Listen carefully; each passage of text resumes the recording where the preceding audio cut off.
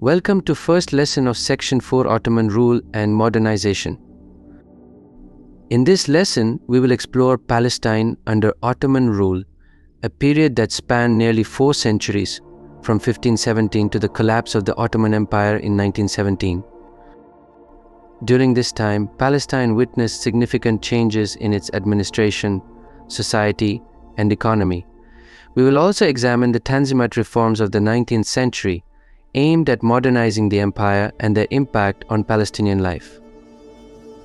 Let's start the topic Ottoman administration in Palestine. We will begin with the Ottoman conquest and governance. In 1517, the Ottoman Sultan Selim I conquered Palestine, bringing the region under the rule of the Ottoman Empire. Palestine was divided into several provinces, or sanjaks as it was called, and was administered as part of the Vilayet of Damascus and later the Vilayet of Beirut. The Ottoman administrative structure was highly centralized, with local governors, known as pashas, appointed by the Sultan. These governors oversaw the collection of taxes, law enforcement, and general administration. Palestine's position as part of a larger empire meant it was somewhat marginalized, with Istanbul making most major decisions. However, the local elite, which were the landowners and religious leaders, maintained a degree of influence through their connections to Ottoman officials. Millets and religious autonomy. The Ottomans implemented the millet system, allowing religious minorities to govern their own internal affairs. Palestine's population was religiously diverse, consisting of Muslims, Christians, and Jews. Each group had its own religious courts and institutions. Muslim communities were governed by Sharia law, while Christians and Jews handled personal matters like marriage, divorce, and inheritance through their own religious courts.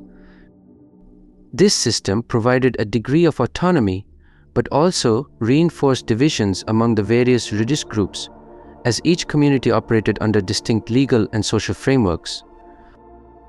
So what were the challenges in governance? Throughout the 17th and 18th centuries, the Ottoman central government control over Palestine weakened. Local nobles and tribal leaders often filled the power vacuum, leading to periods of instability. The region also faced challenges from Bedouin raids and local revolts. Corruption among local Ottoman officials and heavy taxation placed a significant burden on the population, contributing to dissatisfaction with the Ottoman administration. Let's explore the society and economy under Ottoman rule.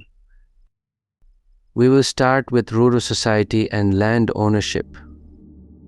The majority of Palestine's population during Ottoman rule lived in rural areas and worked in agriculture. Farmers, known as fellahin, cultivated crops such as wheat, barley, olives, and figs.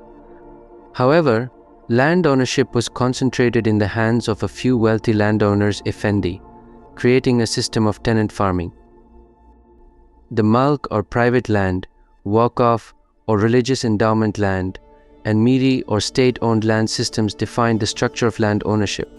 While most peasants worked on miri land, a significant portion of land was controlled by waqf, which funded religious and charitable institutions. The economic disparity between the rural peasantry and urban elite increased over time, contributing to social tensions. Now about urban life and trade. Palestinian cities such as Jerusalem, Jaffa, Nablus, and Gaza were important centers of trade and administration. Jerusalem, in particular, held religious significance as a pilgrimage site for Muslims, Christians, and Jews, and the Ottomans invested in maintaining its religious institutions. The coastal cities, especially Jaffa, played a key role in trade between Europe and the Middle East. The Ottoman Empire's vast territory facilitated trade routes that connected Palestine with the Mediterranean, Egypt, and the Arabian Peninsula. However, Palestine's economic development was slow compared to other parts of the empire. Poor infrastructure and limited investment in agriculture and industry meant that the region remained largely underdeveloped. Next, we will explore the topic of the Tanzimat reforms and their impact on Palestine. Let's start with an overview of the Tanzimat reforms. In the mid-19th century, the Ottoman Empire faced internal and external pressures, leading to a series of reforms known as the Tanzimat, which literally means reorganization between 1839 and 1876. These reforms aimed to modernize the empire, strengthen central authority, and stave off European colonial ambitions. The reforms focused on legal and administrative changes, such as the introduction of equality before the law for all subjects, regardless of religion, and the establishment of secular courts that would operate alongside religious ones. The Ottoman Land Code of 1858 was a major aspect of the Tanzimat reforms. It aimed to standardize land ownership by requiring landholders to register their lands with the government. While this was intended to strengthen the state's control over land, it had unintended consequences. So what was the impact on land ownership? In Palestine, the Land Code of 1858 led to widespread changes in land ownership. Many rural farmers, unfamiliar with the process of land registration, failed to register their lands, resulting in land confiscation by the state or acquisition by wealthy urban elites. Large swathes of land passed into the hands of absentee landlords, many of whom lived in cities like Istanbul or Beirut. This shift in ownership further marginalized the fellahin, many of whom became tenant farmers on lands they once owned. The new legal framework allowed for the sale of land to foreign nationals, which would later become significant as Zionist land purchases began in the late 19th century. What was the social and economic impact of the Tanzimat? The Tanzimat reforms aimed to integrate the Ottoman Empire into the global economy by promoting trade and industry. However, Palestine remained economically underdeveloped, with much of the population continuing to rely on subsistence farming. On the social front, the introduction of secular courts and the extension of legal equality to non-Muslims were met with resistance from traditional elites who feared the erosion of Islamic law and the privileges of the Muslim population. While the Tanzimat introduced the idea of modern citizenship to Palestine, its benefits were unevenly distributed. The reforms primarily benefited the urban elite, while the rural poor saw little improvement in their lives. Legacy of Ottoman rule in Palestine.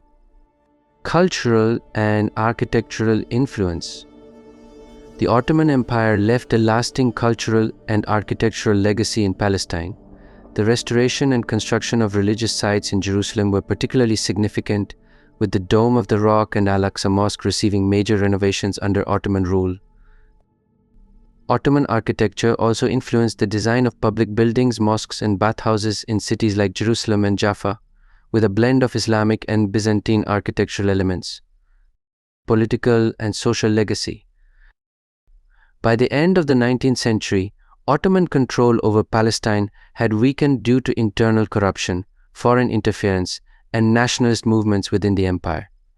However, the Ottoman administrative structure laid the groundwork for the modern governance of Palestine.